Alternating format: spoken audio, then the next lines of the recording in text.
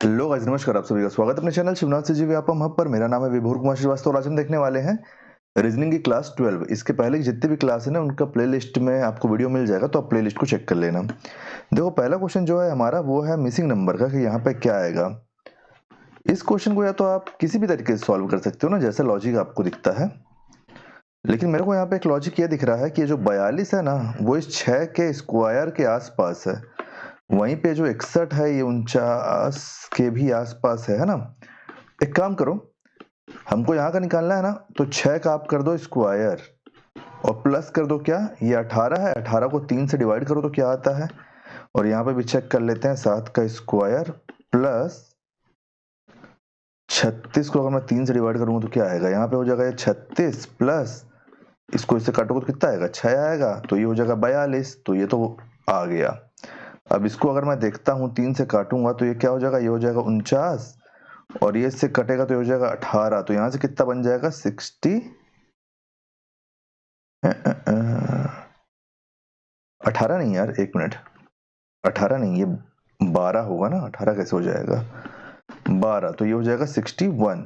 तो ये भी पास हो गया, मतलब यही लॉजिक चल रहा है। तो यहाँ पे क्या हो गया, 5 का स्क्वायर प्लस ये जो 15 है, इसको आप डिवाइड करोगे 3 से, तो यहाँ से कितना निकल के आएगा, यहाँ से निकल के आएगा 5, यहाँ से हो जाएगा 25 प्लस 5 हो जाएगा ये क्या, 30। तो ऑप्शन में है 30। ऑप्शन नंबर ए हमारा सही आंसर हो जाएगा। कहीं पर भी कोई भी डाउट होगा तो पूछ लेना। Next question, question number 2।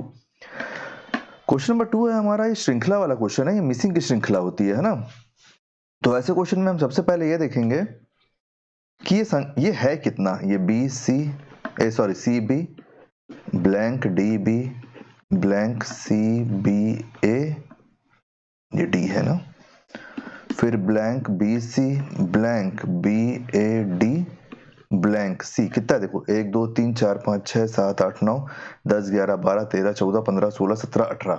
अब हमारे ऊपर है कि हम इसको कितने कितने में बांटना चाहते हैं। लेकिन मेरे को यहाँ पे ना ये 18 है, मेरे को यहाँ पे 4 वो अल्फाबेट दिख रहा है, ए बी सी डी 4 दिख रहा है ना।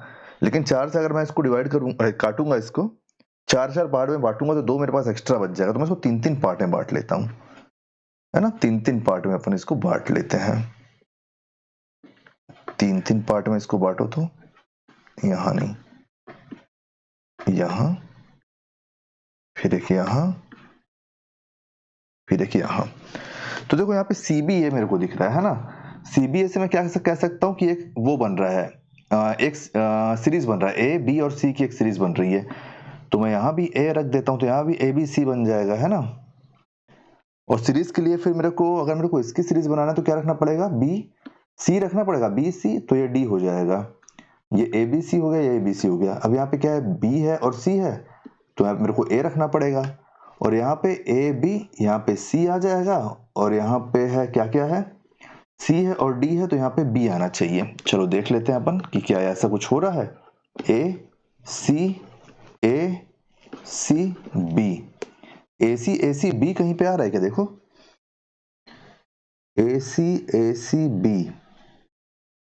नहीं आ रहा ना। एक मिनट रुको तो, CB blank B DB blank CBA blank BC blank BAD blank C। हाँ, यहाँ तक तो ठीक है, ये यहाँ तक तो ये ठीक है ना। तो क्या बन सकता है, मैं ठीक लिखा हूं ना, ये ABC है ना, यहाँ पे ये A है, ABC, ये BCD, ये भी ठीक है। अच्छा देखो, यहाँ पे एक डिजिट बस इसका दिक्कत है ना। तो अगर यहाँ पे A की जगह मैं D रख लेता हूं, मैं यहाँ पे क्या सोच रहा हूँ कि ABC की श्रृंखला बन रही है, लेकिन यहाँ क्या बन रहा है, CBD की श्रृंखला बन रही है ना।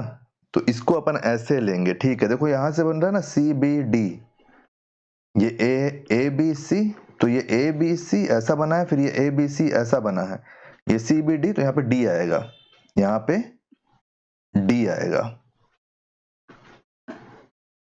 यहाँ पे आएगा D आएगा। तो ये हटाओ इसको यहाँ से, तो ये क्या हो जाएगा, ये हो जाएगा ACDCB। ACDCB कहीं पे है क्या, तो ऑप्शन नंबर ए हमारा सही आंसर हो जाएगा। देखो इक्वल हो गया ना, ये CBA बन गया, ये DBC बन गया, है ना। तो ऑप्शन नंबर ए हमारा सही आंसर हो जाएगा। चलिए नेक्स्ट क्वेश्चन देखते हैं, क्वेश्चन नंबर 3। क्वेश्चन नंबर 3 है कि हमको ये डायग्राम में ना इसको सेट करना है ना। तो एक है फर्नीचर, एक है बेड, एक है कुर्सी और एक है खाने की मेज। तो देखो जो बेड है, ये बेड, कुर्सी और खाने की मेज, ये तीनों ही चीज फर्नीचर में आ जाएगी, है ना। तो हमारा कौन सा सही हो जाएगा? ये बेड हो गया, ये हो गया आपका कुर्सी और ये हो गया आपका खाने का मेज।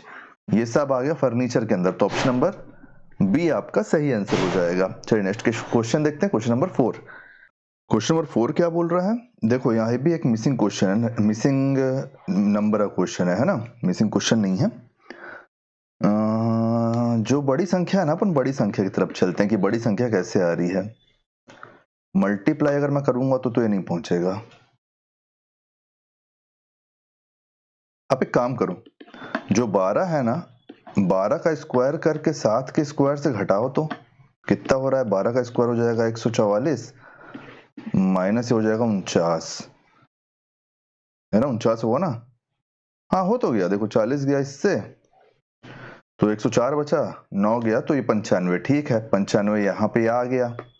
अब इसको भी चेक कर लेते हैं अपन।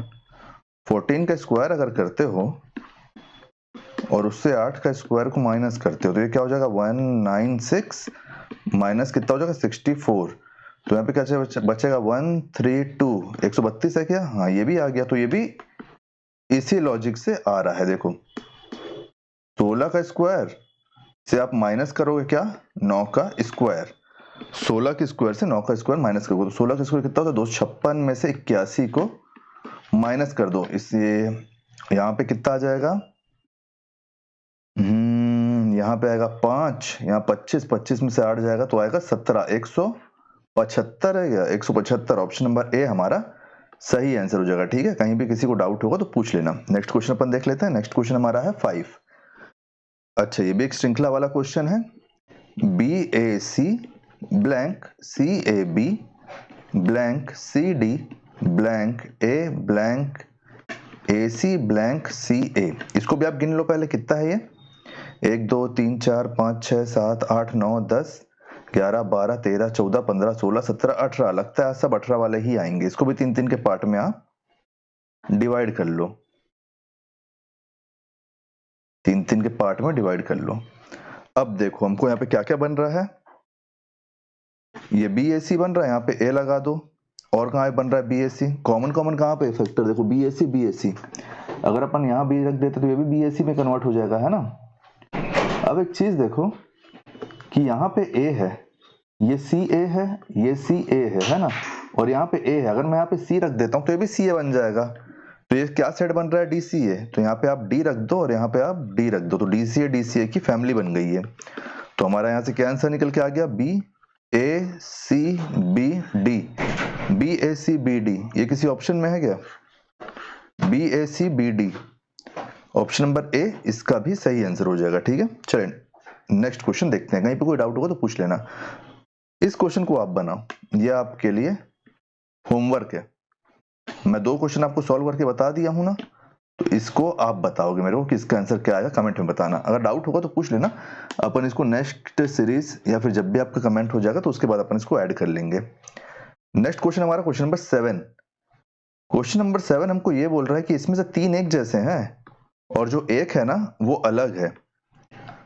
तो कौन से 3 एक जैसे हैं? अरे यार बहुत इजी है। देखो 8 है, 69 है, कुछ नहीं हुआ है, 8 का स्क्वायर करके प्लस 5 कर दिया है तो 64 प्लस 5 69 हो गया है। दूसरा क्या है? देखो 12 है और 149 है, तो 12 का स्क्वायर प्लस 5 किया है तो ये हो गया 144 प्लस 5, तो ये कितना हो गया? 149। ये क्या है? देखो 14 है, 14 को क्या 14 से क्या किया? 201। 14 का स्क्वायर करो प्लस 5 करो, तो 14 का स्क्वायर करोगे तो कितना हो जाएगा? 196 प्लस 5 करोगे तो क्या हो जाएगा? 201। तो ये तीनों एक जैसे हो गए, मतलब यही पे दिक्कत होगा। लेकिन अपन इसको सॉल्व करके देख लेते हैं, क्योंकि ऐसे तुक्के में तो काम नहीं चल पाएगा ना।